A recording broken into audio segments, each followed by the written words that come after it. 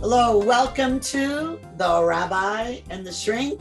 I'm Margarita Guri, Dr. Red Shoe, and this is Rabbi Yonason Goldson. And we have today one of our dear friends, and it's Dave Bricker. Hello, Dave Bricker. Hello, Dave Bricker. Oh, wait a second. Dave introduced the good rabbi and I, so it's nice that he's here. And I've been trying to get Dave on, but he's on finally. Dave is an interesting guy because he's really good at lots of things.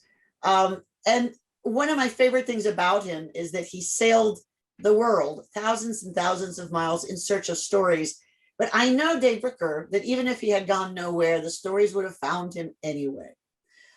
He's a speaker, a presentation coach, a business storyteller, and one of the people I go to when I'm trying to find the right word choice. He's ever bit as much a wordsmith as the rabbi and I, and he's never short an opinion. So he'll tell me, Margarita, that stinks. And I go, okay, thanks. So that kind of discernment and delicious honesty is hard to come by. Today, he says, if you want to say it, share it, sell it, or bring a story, he'll help you tell it. Dave Bricker, welcome to the Rabbi and the Shrink. Great to be here. I'm excited about today. Great to have you, Dave. Well, we talked about what you want to talk about, and it's ethics of storytelling. Talk to us, sir. What are the ethics of storytelling? Well, that's almost as vague as that other thing, but I'll My specialty, Dave, my specialty. But I think there's a lot of confusion about storytelling in terms of when we tell a story to other people, does that story have to be 100% true? And our initial reaction is, of course, it has to be true. But I think that storytelling is very different from journalism. And the reason I'm stumbling over that is because it's important that if we are going to impact an audience, whether that's a group of people in a room or a reader, our job is to transform the audience. And whether the story is true is not nearly as important as whether or not it delivers the desired transformation. So I encourage people to be a journeyist, not a journalist. So what's the difference? What is a journeyist? A journeyist is someone who tells a story, and a story always journeys from conflict to transformation, and stories are always about people. When you tell that story, you tell your story, you make it a metaphor, a symbol for your listener's story.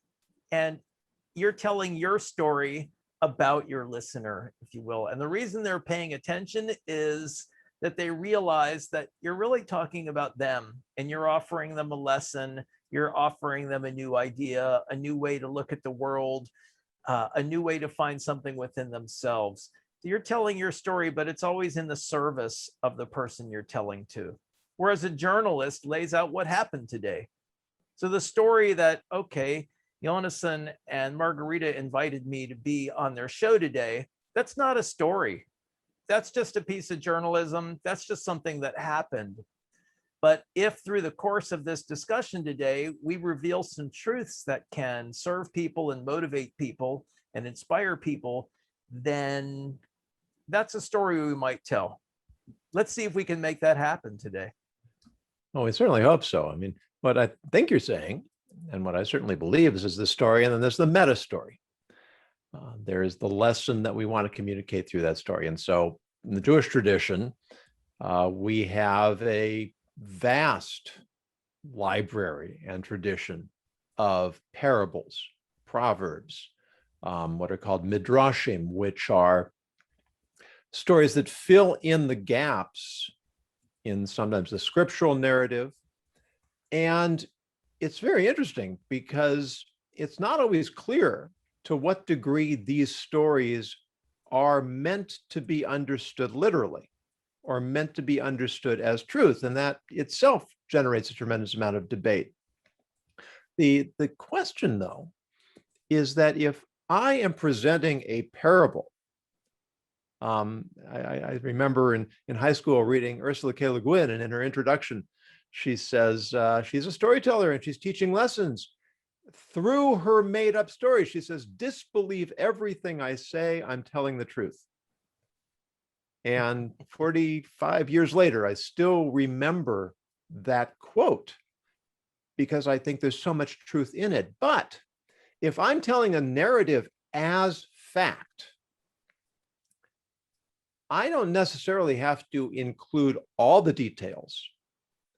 There are ways I can simplify the story or streamline the story, but if I consciously change the content of the story, does that not compromise my integrity as a teacher of truth?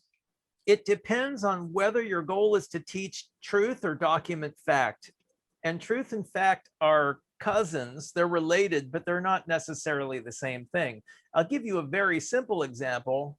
There was a place in my sailing memoir where I kind of give my reader a tour of the Abacos of the Northern Bahamas. I had a friend sailing with me and we went from island to island to island to island. Now, in real life, I visited those islands at different times and not in that order and not always with the same person, but I really spared my reader a lot of anchoring and moving back and forth and trivial stopping points. I just wanted to take my reader on that tour of that island group. And so I changed the chronological layout. And I think that that serves the reader. The fact is that life doesn't unfold in neat, tidy paragraphs in this wonderful order. It's kind of a jumble and we have to make sense of it and put it together. So if I was writing something for a newspaper, or if I was writing a documentary, well, this happened, this happened, this happened. I'm trying to be true to the facts. It's my goal.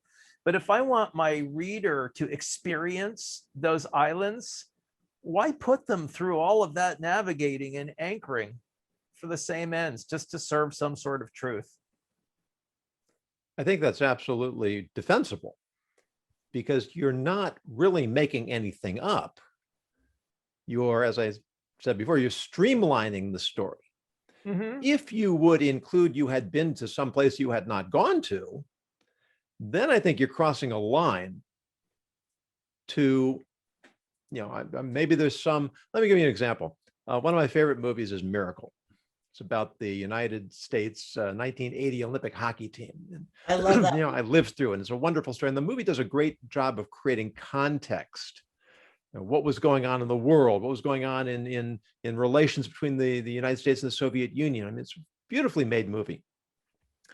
Well, there's this one scene where it's actually a series of scenes where he asked the players to introduce each other because they're not getting along very well in the beginning. He says, where are you from? Where do you go to school? Who do you play for? And they give their names, where they come from, and the team they've been playing for.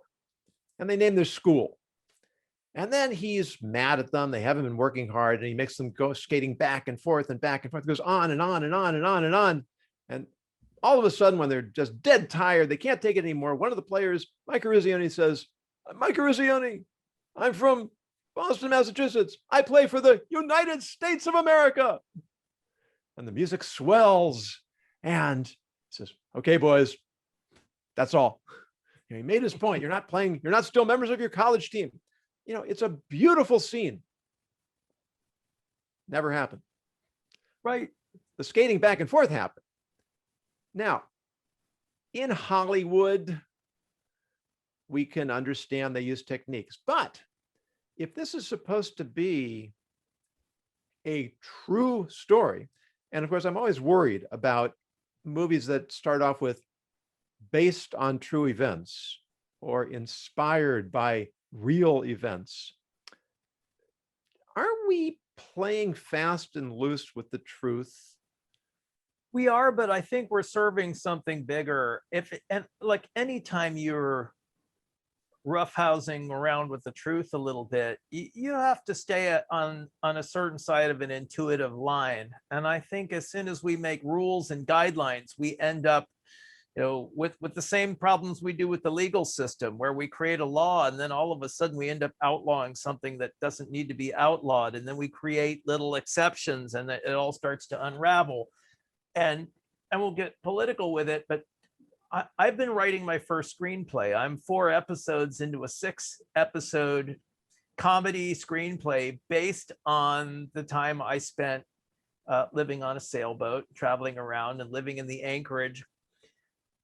But the stories are mostly true, but I've exaggerated some of my characters a little bit and their conflicts. I've combined a few characters because it's not a documentary. And what I want is for my viewer to pay attention through the whole thing. I want them to relate to the conflicts, and I want them to laugh and get a good feeling out of the whole thing. And in order to accomplish that, I need to stick closer to storytelling principles that work than I do to the truth. If I laid things out exactly as they happened first of all, someone else who was there would disagree with me on what happened because it was a long time ago. So it's my version of the truth anyway. But I think that especially in screenwriting, there are a lot of principles about establish the conflict in Act 1, what happens in Act 2, what happens in Act 3, how is it resolved, what's left hanging for the next episode. And if you ignore those guidelines to serve the truth, you end up with a very accurate but not very interesting screenplay. Well, we have two comments in the chat. One from Aya, she was talking about that's where creativities and curiosity happen when we confabulate the truth a little bit for the sake of storytelling. And then Charlotte says, like the movie The Queen, where Tony Blair was later accused having adjusted his memories of that time to what was depicted in the movie. And I think that we all adjust our memories. My own signature story about the red shoe, from what I understand from my mother, she was not wearing red shoes when we escaped communist Castro's Cuba. She was wearing cordovan brown. But as a 4-year-old, I remember red shoes, so I tell everyone I'm sticking to the story. So that's what I remember. Now, I think people are going to always have different versions of the truth. I do have trouble, though, when we have people who are in the public eye because they're wanting to be politicians, telling false versions of a story. I have a serious problem with that. I do believe that if we're telling a story on a screenplay or a movie, you can easily just say the truth was arranged to make a better story. I mean, why not just say that? Because we're not there necessarily for the truth. We're there to be entertained or educated, correct? So what were you going to say, Dave Bricker? Well, again, I think it's a double-edged sword, and it's kind of storytelling. If storytelling is the force, there's the light side and the dark side of the force. And I mean, look, Adolf Hitler was an amazing presenter, right? Look at the influence that he had over the German people in the situations that they were in, their economy collapsing and things like that. What the truth, and the very popular truth that Adolf Hitler created, was a very dangerous one. There's an example of somebody using a blame story that just did incalculable damage. So you have both sides of it. I think any kind of stories are powerful and influential. And I think whether or not they're true is one thing, but whether you use that power for good or not is perhaps a more important concern. And as the doctor so articulately said, we have our own versions based on our memories. And our memories are not memories of events. They're memories of memories of memories of events. And all kinds of studies show us how inaccurate those memories can be. I mean, I know that I wrote an article about something that happened when I was hitchhiking cross country. And I wrote it that it happened in Louisiana. And then subsequently, it occurred to me that, no, I don't think it did happen in Louisiana. I think maybe it happened outside of Denver. But I'm not sure of that either. I don't remember exactly where. I remember that it happened. I'm pretty sure I have the facts close to it. But as you say, Dave, when I write the story to tell people, well, I think it might have happened in Louisiana, but it also might have happened in Denver. I'm not really sure. Now I've just killed the story. It doesn't really matter, does it? That's not really integral to the story. So then Yeah. that's that sensitivity that you talk about. Being able to intuit at what point am I actually fabricating events to make my point, as opposed to simply presenting the story in the most accurate way that serves the greater purpose of telling it. Well, one of my favorite examples is, let's think about the Santa Claus story that so many parents tell to their children. Margarita knows what's coming. She's thinking, oh no. Well, the rabbi and I talked about that this morning. Okay. So there's the Santa Claus story. And first of all, this is creepy. He's making a list and checking it twice. He's going to find out who's naughty and nice. What is he? The National Security Agency? Is he spying on us like the credit card companies and the communication companies? Or are we indoctrinating children into this whole notion that Big Brother is spying on you? So if you really take Santa Claus apart, Then he breaks into your house. Yeah, exactly. And the origin of the Santa Claus story, it starts off with the shamans in Lapland, up in the Arctic, above the Arctic Circle, and first of all, they observe the reindeer eating these muscaria mushrooms, which are highly psychedelic. And the reindeer eat the mushrooms and they jump up in the air and prance around. So all of a sudden, we've got the story of the flying reindeer. And of course, the shaman wears his ceremonial red and white suit, right? So, okay, Santa Claus, the flying reindeer. The story gets a little gross because people tried eating these mushrooms and it gave them terrible stomach cramps. And what they ended up doing is drinking the urine from the reindeer, which would filter out all of the stuff that gave you the cramps, but they would pass the hallucinogens through. So the shaman would go on these trips, these psychedelic kind of peyote mushroom style trips or whatever.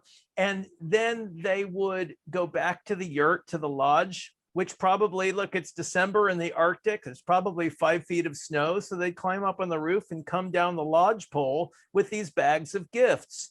And of course, all of this wacky psychedelic mushroom ritual with reindeer on hallucinogenic trip gets translated into a children's story. So do we really want to tell, well, I mean, what you want to tell to your children is one business. I mean, even the adapted version's kind of creepy if you think about it, but we're all going to tell the Santa Claus story and it's cute and children love it. And it sells a lot of movies for Hollywood and that's fine. But think about the truth of it. Does anybody really even want to know the truth of the Santa Claus story? I probably made a bunch of people angry just telling it. I didn't make it up. You can research this. It's Well, and that's one of the issues we're talking about storytelling. And there's difference between cultures and customs. And, does it make sense to repeat it? I don't know whether it does or not. I certainly repeated it to my kids. There's the Tooth Fairy. There's the Easter Bunny. There's all sorts of stuff. I mean, there is magic in the world. And sometimes magic gets a little help from a story. And I also think that sometimes it's the symbol of what is Santa Claus, the symbol of you get good things if you're a good girl or boy. Mm-hmm. The idea of coal was not introduced to my family, but I know that some American kids I grew up with would every now and then get coal. So the whole idea of a story and a myth and a culture, those are all interesting things to talk about. Rabbi, I put in the chat an article that you wrote, which I love, Nothing But the Truth. And you speak in there about a Jewish term, the emes. If you wouldn't mind speaking that whole issue in lieu of Santa Claus and other childhood stories. Yes. The biblical verse says, distance yourself from a false word. It can also be read, distance yourself from a false thing. Both are legitimate translations. But it's the structure of the verse. It doesn't say don't lie. It says distance yourself. It means that we have to create a sense of distance, a sense of aversion to that which is false. Now, what is falsehood? We could really get into the weeds here. I give you a whole theological, philosophical treatise here. My asthma's already. Yeah, but let me set it up this way. One of my rabbis uses this illustration. You're standing on a street corner. Guy comes running fast past you at breakneck speed and turns the corner and heads off in the other direction. A moment later, another guy comes running up, holding a knife and says, "Which way did that guy go?" Well, he went off to your right, so you'd point to the left and say he went that way. Now, you told a factual lie. You told a factual untruth. But in the language of Jewish thought, the word emes, which translates as truth, doesn't merely mean what's factual. It means what is proper and meta true. Helping somebody else commit murder is not a time for being factual. Yeah. Right? The word sheker, which is translated as falsehood, means that which is improper. It's meta-false. And so there is an acknowledgement that there's more to truth than facts. Sometimes we have to do or say the wrong thing for the right reason. Yeah, but that's so dangerous, because once we know that, everything really can unravel. And now I can justify, I can rationalize anything. There's a wonderful story in Jewish tradition about Aaron, the high priest, that when he would see there was a fight between two friends, he would go to one friend and he would say, your friend is so upset. He really wants to get back together. And you go to the other one and say, your friend is so upset. He really wants to make up. And you go back and forth until eventually they were both appeased and they would come and make up. Now, was Aaron lying? Well, on some level he was, but on a deeper level, if you have a fight with your friend, don't you really want to make up? So it's a very, very tricky business, fleshing out, where does the truth lie? What's the higher level of truth? And am I really just trying to find manipulations and distortions to serve my own purposes? Or am I really committed to finding that higher truth? You remind me, a friend of mine asked me recently, he said, "Dave, what's the difference between a salesperson and a con artist?" Okay, that's an interesting question. And I don't know. He said, their methods are the same, but the salesperson delivers on their promises. So the suggestion being that whatever you need to do to exert your influence to close that sale, obviously you don't want to point a gun at somebody or something like that. That's not ethical influence. But if you are doing something perhaps to attract somebody's attention, to get them interested in your message or your product or your service, and then you deliver and you offer more value, does it really matter what you baited the hook with? Aren't we all selling all the time? Aren't we trying to convince kids to go to bed, people to give us a raise or a promotion, someone to go out to dinner with us, whatever it may be? We're negotiating and influencing all the time. And there's all sorts of ethical ups and downs and ins and outs in there. And maybe on some level, one way of looking at it is, are you going to deliver value at the end of the day? Is that where we judge the integrity? I don't know. I think that a lot of little kids, when they get caught, I didn't tell you the truth because I didn't want to hurt your feelings or have you disappointed in me. Well, who does that serve? I think that I like to think that a con artist and a salesperson are very, very different. My father would have also said that there's a difference between fooling people and delighting them, because people like to be delighted with maybe rich versions of playing with the truth. It's kind of magic, verbal magic and imagery. I don't think they're the same, a con artist and a salesperson. Well, I understand the point. Yeah, they're not at all the same, but No. but that distinction of delivering on the promise or not is a huge one. But the idea of the methods, I don't think that the method is the same. If one is intending to deliver value, then by Mhm. definition, how can the method be the same? It cannot, from an outside point of view, until the value has been proven and the delivery has been certified, maybe it looks the same, but I think they're very different things. Well, think Yeah. about marketing techniques.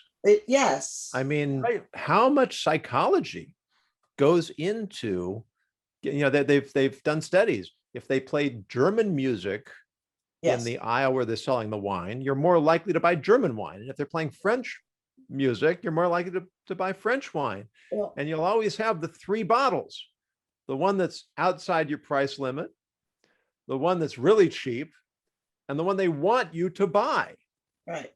which is there.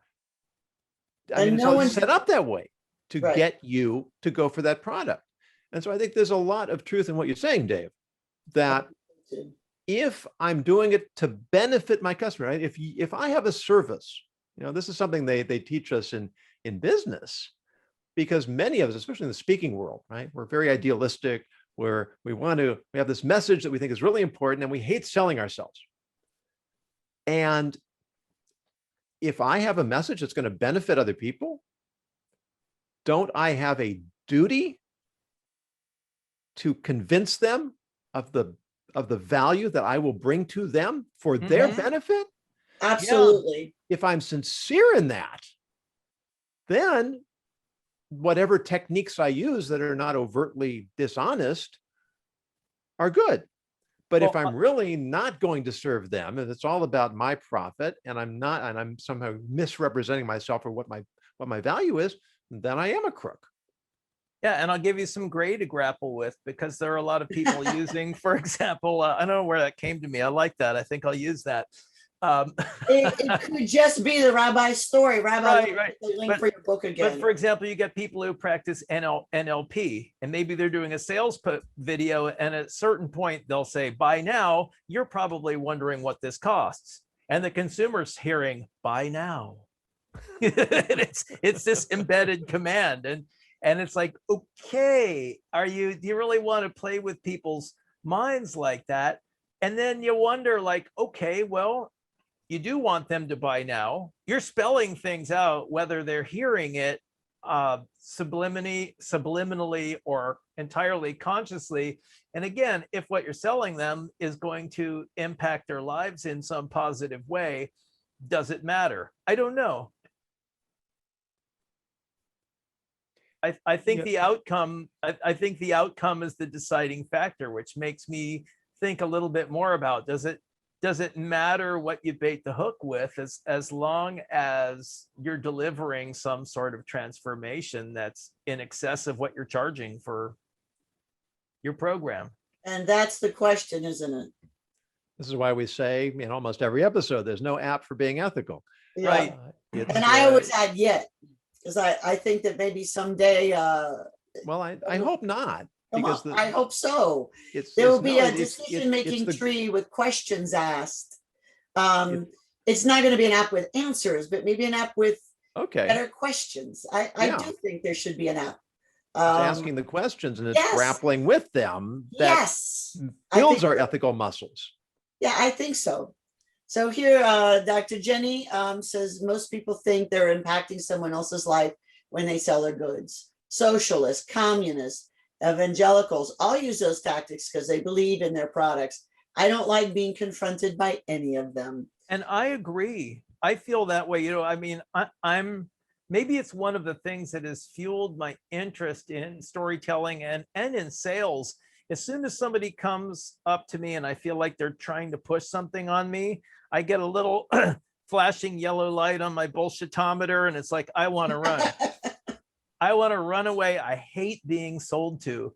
But at the same time, we all want to be listened to, and we all have value to offer. And even, again, you're using socialists, communists, evangelicals. And I think it's one thing to make an offer, and it's another thing to push yourself on people. And this comes back, I think, more more to sales technique, which is, if you think you can hit someone over the head with your offering and get them to buy into it, you're not going to do very well.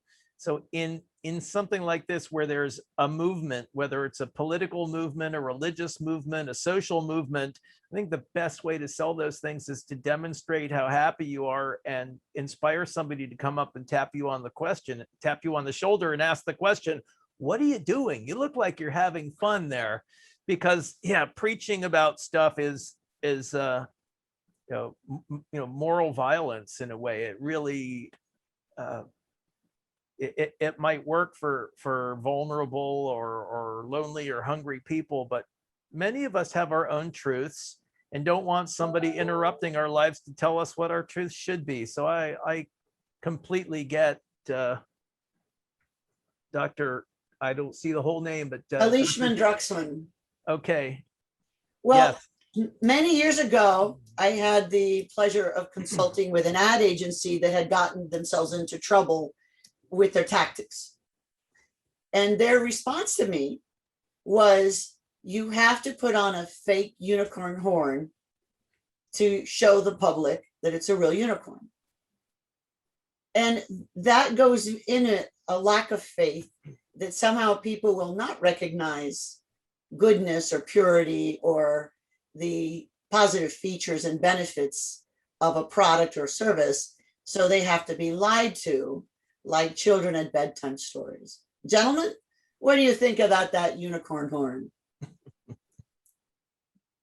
I'm a little baffled by it. What's your baffling about? Well, if it's a real unicorn, then why do you need to put a fake horn on it? I'm not getting the whole parable. Well, their justification is, and I'm just going to dumb it down, that people are stupid. So you have to present a story that's not true, that goes with childhood fantasies, so that they can see the truth of a good product. I'd go in the other direction. I think that ad agency and the client, but the ad agency taking charge of the message, has failed to go deep enough to discover what that client's real value is. Absolutely. They took a shortcut. Right. Or what it isn't. Maybe they came up with a cute campaign and they fell in love with their own graphics and their own taglines. And, I always, narcissism being the only disease in the world where the sicker you are, the better you feel. And you get graphic designers and ad agencies who are so busy building their own portfolios that they forget about their clients. But when you work with somebody, a business client, a speaker, and whatever it is, how can you guide that person to really find their authentic value story, figure out what their superpower really is? Because once you're there, there's no competition. And that's what the rabbi was saying. Don't we have an obligation to share the value that we can offer and make a big difference? I think you made a good point about this agency. In fact, they had intended to do well and instead caught a bunch of negative attention and ruined their reputation for a long time. They eventually did recover from it. But the whole idea is they didn't believe in themselves or the product or people. They had lost their way in their day-to-day of using words as stories and shields. They had lost the true value of we're helping people find a good thing that they need, right? And you used a really important phrase there. They're good intentions. There's a famous road that is paved with good intentions. I've been on that road, yeah. and it's really quite interesting because there are times when intention makes all the difference. Yes. And there are times when intention makes no difference. And that's just part of this ethical grayness that we have to deal with. And the knowledge of self, we have to be brutally honest with ourselves. And that's really hard. Well, it is. And actually, that's one of the best elements of storytelling, that in order to find good stories, like any situation and any person will meet is pregnant with stories. And the thing is, which is the story you want to pick for which intention? And you miss the story unless you really know yourself. You have to know the value of that story. And what is it you're trying to present? Dave, one of my favorite of your stories, The Little Red Bucket, Mhm. That's fiction. Can you tell the bucket story? And I just love that story. So to put it in context briefly, I have a whole collection of sea stories that are true or most, or adapted from truth.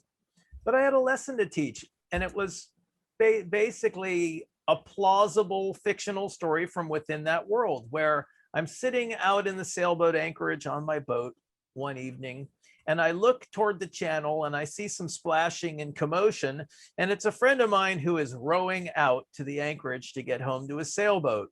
And he rows a few strokes, and then I see him stop, and the bucket is bailing the water out, little arcs of water shining in the setting sun. You can visualize it. And then he rows a little further, and before long he's bailing again a little bit faster. And by the time he gets close to my boat, I say, Bill, what's going on? Come over here. And he says, my dinghy's sinking. I don't know what the problem is. And do you forget what he asked me for? Do you have a cork? Do you have something I can plug this leak with? Can you help me find the leak? And I went down to my cabin, and I came out with a little jar of grease, a little jar of lanolin. I said, probably your drain plug dried out. Here's a rag, stuff it in the hole, grease up your plug, put it back in, and you'll probably solve the problem. And by this time, the water is rising. Oh, he's got a wet butt. The water's rising over the seat, and he's trying to keep the oars from floating away. So he tries it, and he does this crazy thing with, he pulls the plug and he puts the rag on his toe and he sticks it in the hole, and he's greasing up the plug and puts it back and bails the boat out. And lo and behold, it's not leaking anymore. And sometimes we think we need another cup of coffee, and what we really need is a couple of more hours of sleep. And sometimes we think we need a few more clients, and what we really need to do is raise our rates. And sometimes we think we need a cork, and what we really need is a little tube of grease. And it's just a little metaphor for some of the redirected energy. It works in the context. I don't tell it all the time. It never happened. It's completely fictional, but it serves the audience. It teaches an important business lesson in the right context. It's a universal lesson in the right context, right? How much of our energy do we misdirect toward the wrong solution? And it really fits in that collection of stories that I like to tell. And what I love about it is that when people ask you about it, you could say it's a great story. Never happened. And I love that. I mean, it doesn't take away from it because you're very honest. You tell it as if it's happening, but it never happened. It's a confabulation of lessons learned and possibilities. So I love that you tell the truth about that. And the value of the story. I mean, look, that's how I am. I don't want to out lie to people if they ask me about which part of the story is true and which part isn't. But I'm also kind of thinking, if you're talking about that, you've kind of missed what the story is really all about. I'm not trying to be a journalist. I'm trying to be a journeyist. And by painting the picture of the water splashing in the sun and the water rising up over the guy's butt and the seats, the life jackets are floating around in the dinghy and the oars are trying to float away. You're there and you can picture it. Why do you care if it's factually accurate? That's not what the story's about. No, and I can tell you absolutely true stories that you'd never believe. Like the rabbi's reaction to his stories. Did that really happen? Is that true? Yeah. It is funny. I mean, truth is always stranger than fiction in so many ways. It's funny, but that they would even ask that. So, Rabbi, is it time for the word of the day? Oh, well, since you ask, I suppose it is. And this word again comes to us from Susan Rooks, the grammar goddess, who we plan to have as a guest on our show in a few weeks. And it's a new word. The word is streeteries. What are streeteries? They are the restaurants that move their clientele onto the streets during COVID because they don't have enough room on the sidewalk or in their establishment. Now, why is that something that's relevant to us? Because a little over a year ago, this word never would have come into existence. because there was no context for such a phenomenon to happen. Words evolve often as a response to culture evolving. And it's important for us to preserve the integrity of language, to preserve the integrity of thought, to preserve the integrity of our traditions and values. At the same time, we have to have a certain flexibility to be able to adapt to a changing world. It's not that ethics changes, it's that situations change and culture changes. And we have to navigate, as we're sailing through life, individually and collectively, we have to navigate these stormy passages. Hence because the if we moral err, compass. that's right, exactly.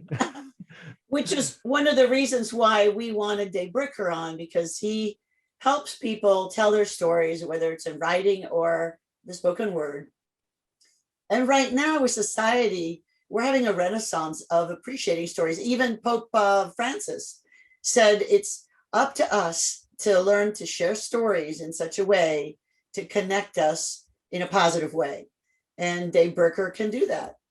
Dave, how can people reach you other than just saying hi right now? How can they reach you once they hang up from this podcast? I have two websites. One is storysailing.com, SAILING, storysailing.com.